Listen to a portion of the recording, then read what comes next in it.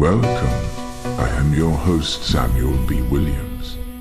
Stepping back now for a global economic update, the world economy is feeling the ripple effects of many of these political developments. Let's start with the markets. It's been a roller coaster ride. As we noted, the U.S. stock market slumped significantly in recent days amid trade war fears. At one point, Wall Street saw its worst day of the year, with major indices down several percentage points. Investors hate uncertainty, and right now they're grappling with plenty of it, from unpredictable tariffs to war and peace whiplash in Europe. Interestingly, we're seeing something of a divergence globally. Chinese stocks have been on a tear, rallying strongly even as U.S. equities falter. Global investors who have been underweight on China for years are now eyeing Chinese markets as a potential safe haven or hedge against the turbulence in the West. The thinking is that if the U.S. economy takes a hit from trade disruptions, China might actually gain some competitive ground, or at least be less affected by U.S.-centric trade issues. Over in Europe, stock markets have been relatively resilient, and there's even a bit of optimism creeping back thanks to hopes for a Ukraine ceasefire. We saw a modest global rebound in equities to start the week. By today, U.S. stocks managed to claw back some losses on news that peace talks are in view. And gold prices are hovering near all-time highs. That surge in gold, traditionally a safe haven asset, tells us that many investors remain cautious and are hedging their bets in case negotiations falter.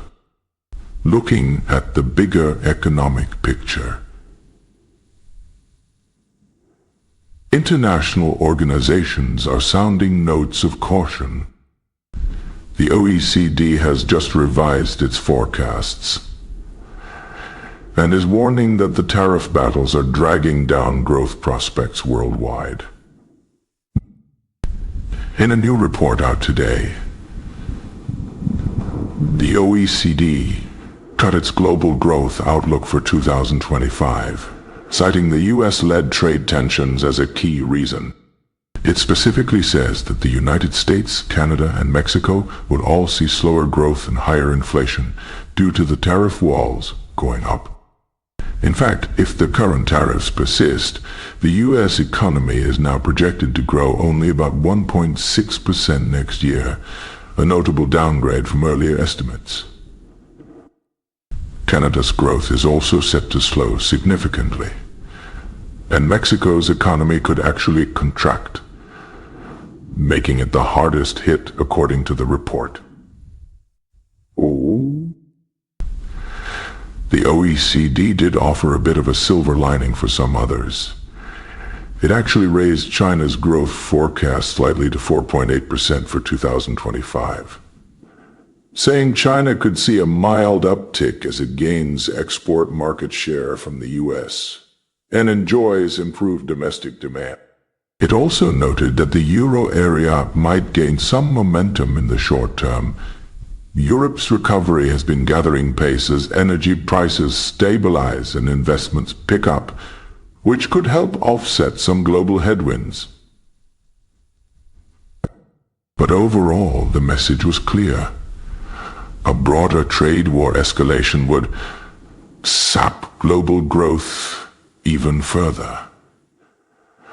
And the outlook would worsen drastically if more tariffs come into play and if other countries retaliate in kind. Despite those warnings, Washington doesn't appear to be backing down. President Trump, in remarks today, vowed to press ahead with the next round of tariffs in early April, unless major concessions are met. Businesses in North America are increasingly worried. A growing number of CEOs and industry groups have voiced concern that tariffs will raise costs for consumers and fuel inflation again, just as it was coming under control. We're also seeing trade negotiations in flux. U.S. officials signaled an interest in negotiating new bilateral trade agreements down the road, but many potential partners are wary at the moment.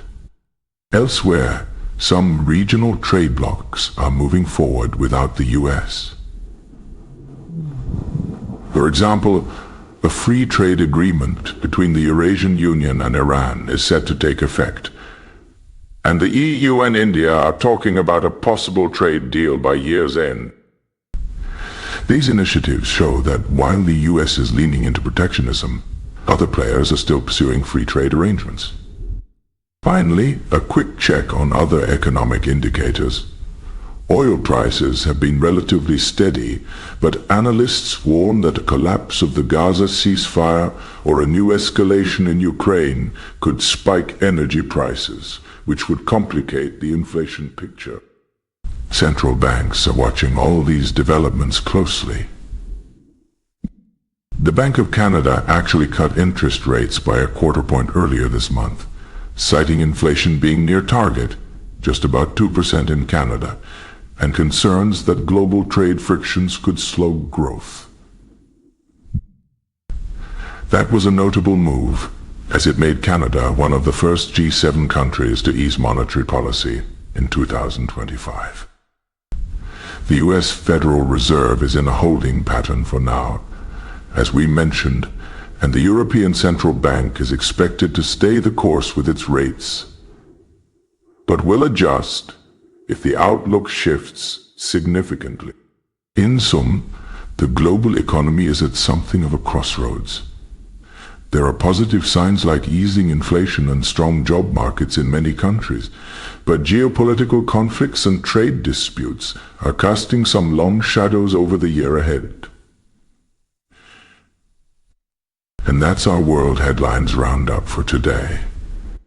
We've covered a dramatic day in U.S. politics, Canada's new leadership and challenges, the delicate diplomacy around Ukraine and Israel, and how all this is reverberating through the global economy.